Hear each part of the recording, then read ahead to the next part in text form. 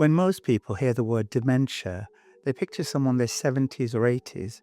So when symptoms appear in someone in their 40s, 50s, or early 60s, it is often the last thing that anyone considers, including sometimes their GP. I'm Dr. Malik. I'm a consultant psychiatrist specializing in adult and elderly mental health. And one of the areas I see is young onset dementia. That means dementia diagnosed before the age of 65. Why young onset dementia is different? Because young onset dementia isn't simply just early onset Alzheimer's disease.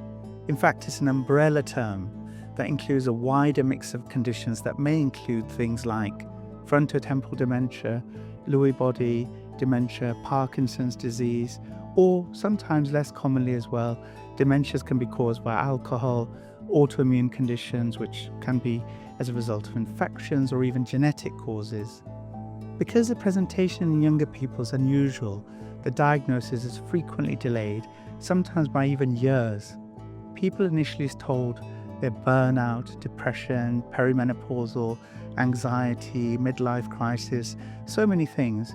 And sometimes couples are even referred for counselling, and others lose jobs or relationships before anything wonders what's going on neurologically.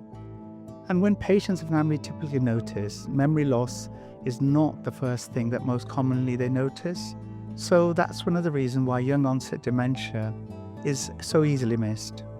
But the early signs can include things like personality changes, changes in behaviour, changes in self-care, planning, organisation, decision-making, and also things like word-finding difficulties, socially becoming withdrawn, loss of empathy towards friends and family.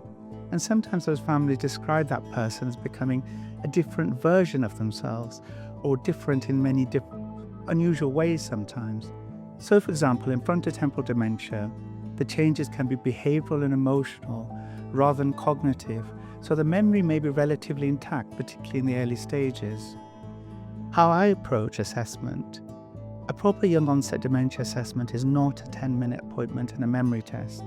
It does involve a detailed history, ideally with someone who really knows the person well, a structured cognitive examination, and we need to think about mood, sleep, medication, things such as physical health matter, and where appropriate, then we do neuroimaging such as scans, and we look for also reversible causes.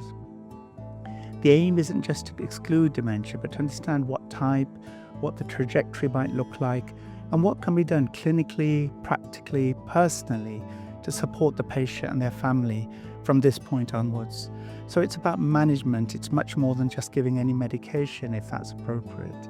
So there are licensed treatments for some forms of dementia, and where they're appropriate, I do discuss them and of course prescribe them.